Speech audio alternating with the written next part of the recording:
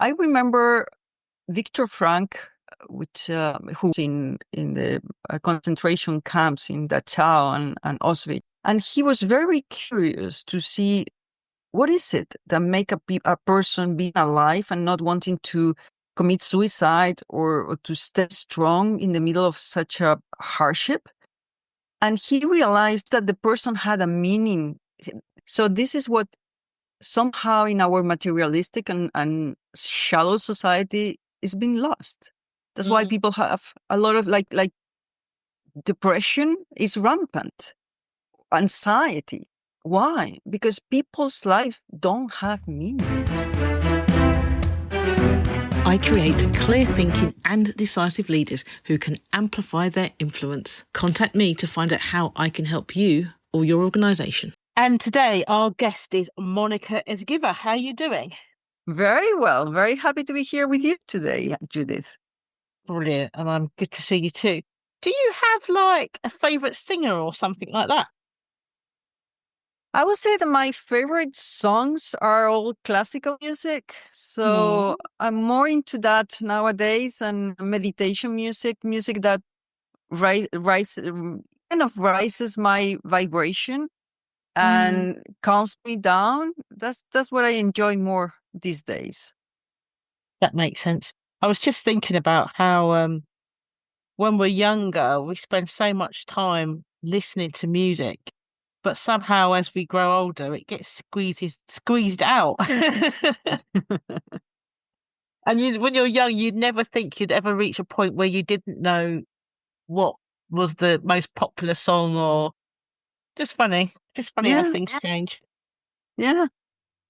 I like classical music. I think classical music never fades away and is never out of season or it's always there accompanying us for so many centuries now. So I think it will stay for a while as well.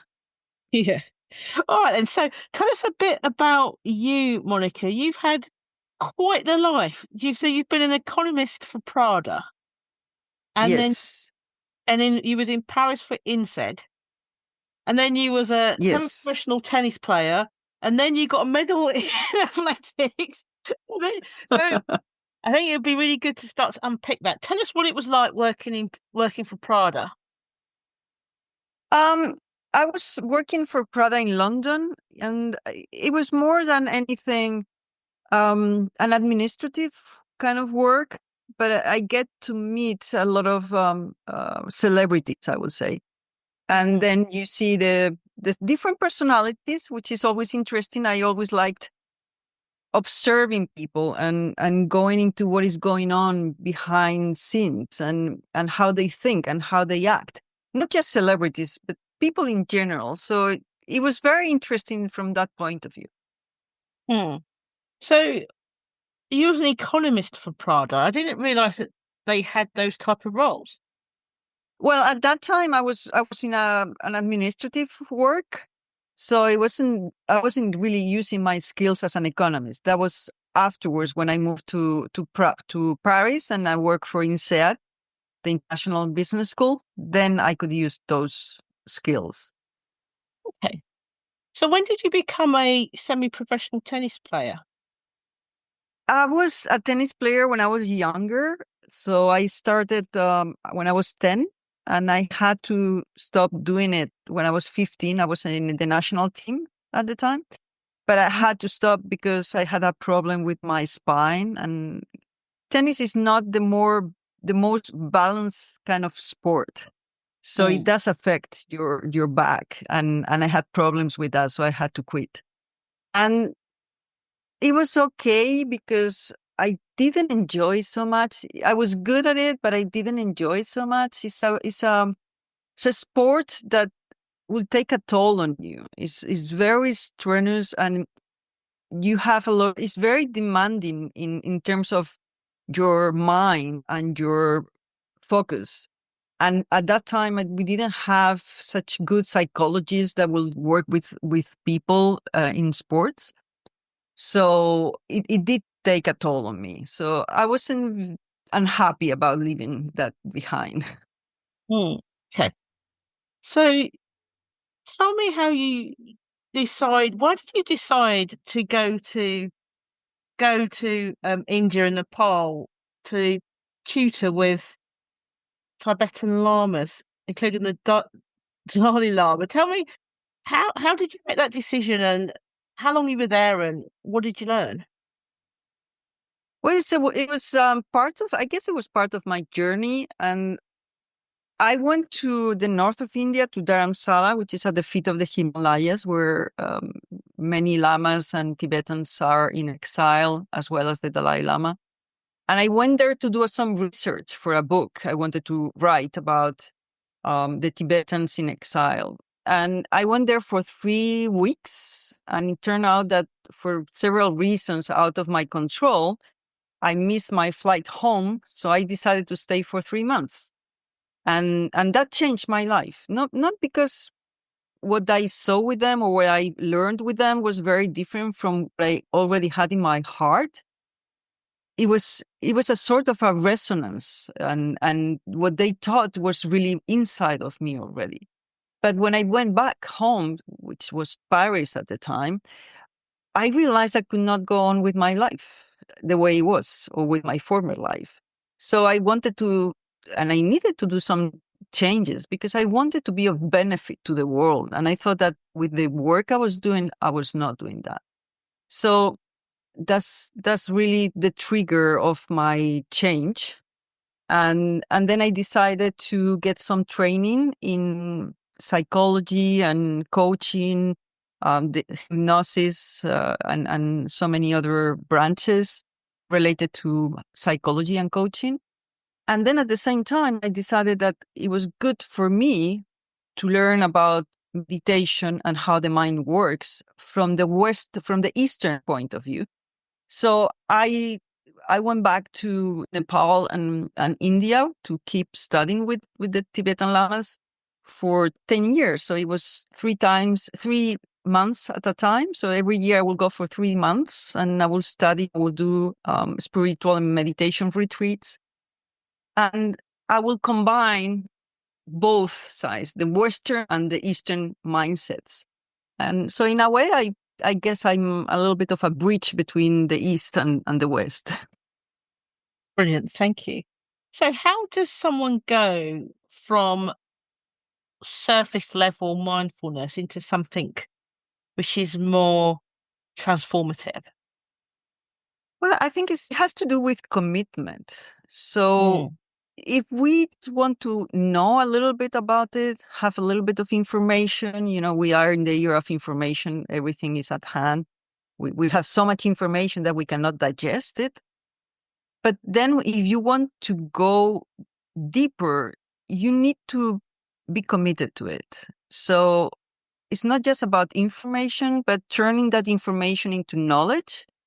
And then the willingness to make it yours. So to embody what you are studying or you are interested in. And that takes time, effort, focus, and you need to make it a priority. And we have so many things going on in our lives that is not easy. I totally understand it. Mm. Because when people talk about mindfulness, and I'm just wondering whether it's the same sort of things that you would have learned, because doesn't the East and the West see things slightly differently? Right. I think for the Eastern Buddhism, because mindfulness comes from Buddhism, from the Buddha, is more than just being present. It's being present for sure, but it's being present not just when you are meditating or when you are eating and when you are listening to someone. It's also to go deeper. So it's a lot about being kind as well. It's just not, I would say that it's not just mindfulness, it's also heartfulness. So it's both. It's not just being present with your mind, it's also being present with your heart. And I think in the Western version, we tend to forget about it. And we think that maybe a sniper with a lot of concentration is very mindful. Well, it has nothing to do with mindfulness. If you use it for something that is harmful to others, then it's not mindfulness, it's something else. It's curious, that is. So there's a real deep understanding in the East then that mindfulness is not a selfish act. It's about how you help and support others. Is that what you're saying? Well, it's really about, it's about kindness as well. It's being present, but it's being present for doing something good with it. It's not just being present to be more effective.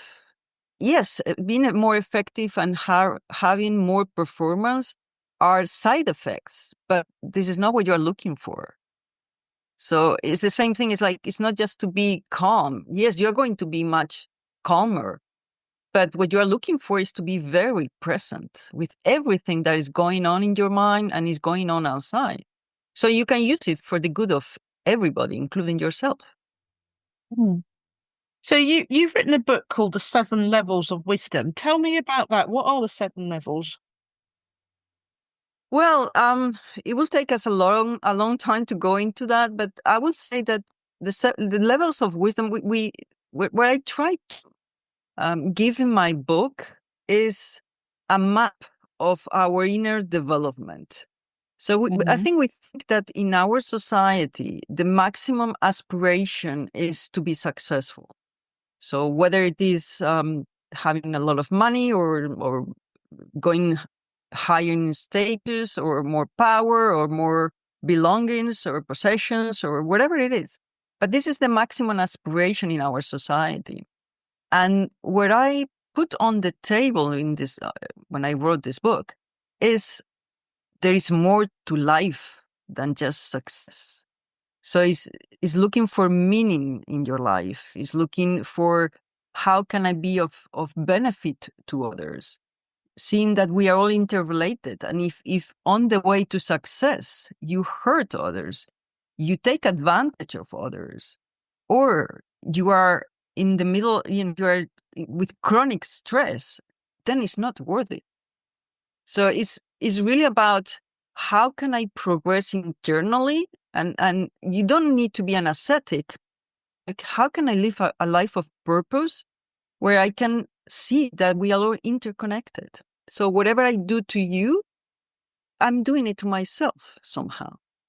And I think that is a very revolutionary mindset, because if we all do that, our world would be very different. It would be amazing, wouldn't it?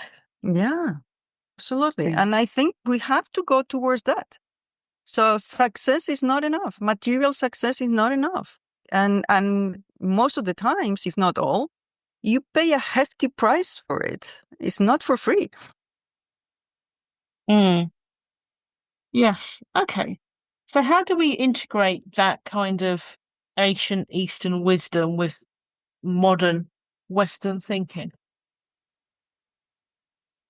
I think it's not that difficult. I think it's in the core of a life with meaning, you know? I remember Viktor Frankl, who was a psychiatrist that was in the concentration camps in Dachau and Auschwitz for 2 years. He was already a psychiatrist when he was there, and he realized that only 1 out of 19 people will stay alive. And he was very curious to see what is it that make a person be alive and not wanting to commit suicide or to stay strong in the middle of such a hardship. And he realized that it was not that the person was very strong physically, it was that the person had a meaning, that really he thought, or she thought, that their life beyond the concentration camp had meaning. So this is what somehow in our materialistic and shallow society is being lost. That's why people have a lot of like depression is rampant, anxiety. Why? Because people's life don't have meaning. And I think this is very serious. And yes, we can consider that this is and like Eastern philosophy, but it's not really. It's in the core of our Western deep society, not just in the shallow society we are living in these days, but in the core of every spiritual teaching in the West as well. I think that is true. All right, then. So how do we learn how to transform fear and other emotions that could be quite challenging into something that we can use for growth and resilience? That's a good question. I don't think I have like a easy answer, Judith. But I think the first thing we have to do is take things as they are. Mm-hmm. Most of the times we have fears and we have a lot of suffering and dissatisfaction because we resist what is. We don't like how our life is right now, or we don't like how some people are behaving, or we don't like the circumstances we have to face. And we resist. We fight against it. We really struggle, and we oppose to what is. And that is very dangerous because you cannot change what is not under your control. So the first thing I would say is like accept whatever you have this moment in time, or whatever happening to you in the past, because you cannot change it. And as soon as you accept it, then all those negative emotions fade away, and they give you the clarity to face whatever is happening with a clear mind, with discernment. So you are able to decide what is the best course of action instead of reacting emotionally to something that you don't like. And then you waste your energy and your time. So I think that's the first step. Accept what is not under your control, and then think about, reflect with a clear mind. What is the best thing I can do in this situation? Brilliant. Thank you for that, Monica. Before we finish for today, is there anything that you would like to add or share to the audience?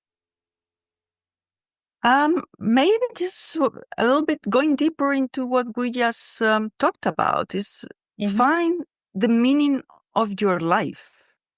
Try to just not go through the motions like an automat, and find the depth that is in your life, because that will give you direction, that will give you a compass, and that will give you the motivation to do things, to wake in the morning and see how you can make this world a little bit better, even if it is just with a smile, even if it is just giving a hand to someone that wants to cross the road, whatever it is, even if it is very small. But if you do it with a positive intention, you are already contributing to the positive in the world. I think that's a really good point about finding your purpose, because I think, and it's got to be more than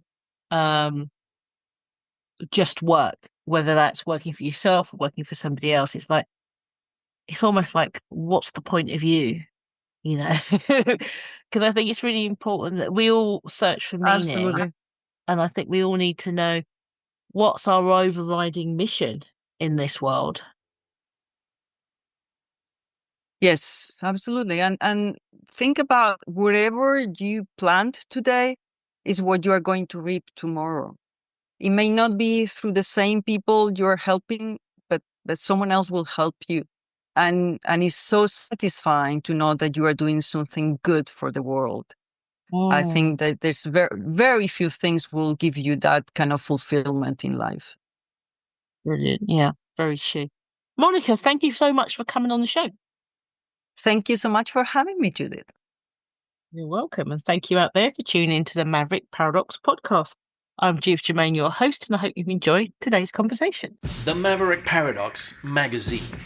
The Maverick Paradox magazine is for the pathologically curious. Written by a swagger of socialized mavericks who are divergent thinkers, The magazine tackles the biggest issues affecting maverick leaders today. You might be a business owner or a leader within an organization who wants to have your thinking challenged, to be exposed to a diversity of thought, or to learn from diverse experts in their fields. If so, the Maverick Paradox magazine is for you. Join the swagger at themaverickparadox.com and engage in the conversation.